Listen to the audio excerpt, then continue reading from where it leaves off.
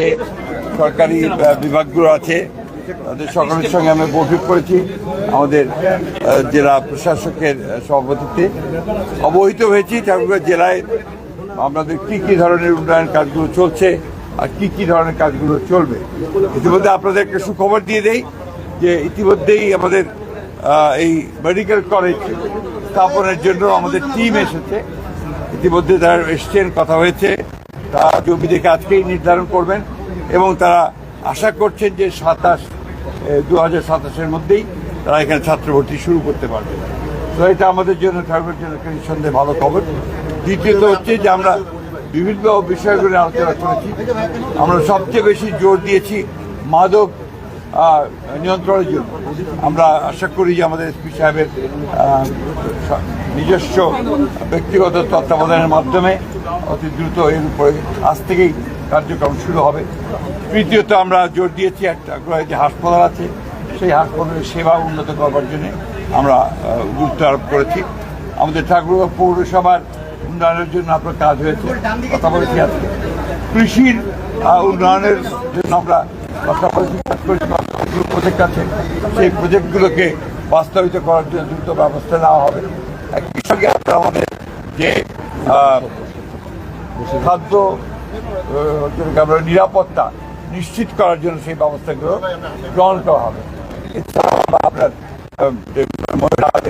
আপনার যে সমস্ত উন্নয়ন কর্মসূচি আছে সেগুলোর ব্যাপারে কথা বলেছি। যুবক আছে সেটার কথা বলেছি। আমাদের যে ফ্যামিলি কার্ড, যেটা আমাদের মাননীয় প্রধানমন্ত্রী সব এই কর্মসূচিকে অবিলম্বে আমার মনে হয় যে এই মাসের মধ্যেই হয়তো এটাকে আপনার ইমপ্লিমেন্ট করা হবে। রহিমনপুরের একটি ইউনিয়নকে ওয়ার্ডকে নেওয়া হয়েছে প্রাথমিকভাবে, এটার কাজ শুরু হবে আপনার পাইলট প্রজেক্ট হিসেবে। এইভাবে আমরা কাজ করি। অন্যান্য অনেক বিষয়ে কথা হয়েছে, প্রায় প্রত্যেকটি বিষয়ে।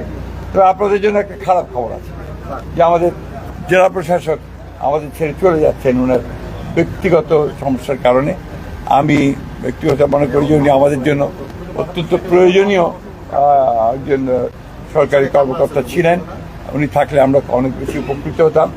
আমরা আশা করব যে ভবিষ্যতে যিনি আসবেন তিনি একইভাবে ঠাকুরগাঁওয়ের উন্নয়নকে প্রাধান্য দিয়ে তিনি কাজ করবেন। এই হচ্ছে মোটামুটি।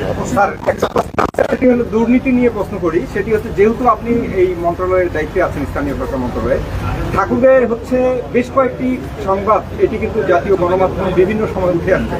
তেমনি ঠাকুরগাঁয়ের এই ডিসি অফিসে চাকরি করত শহীদুল ইসলাম নামে একজন কর্মচারী, অফিস সহায়ক, সে কোটিপতি।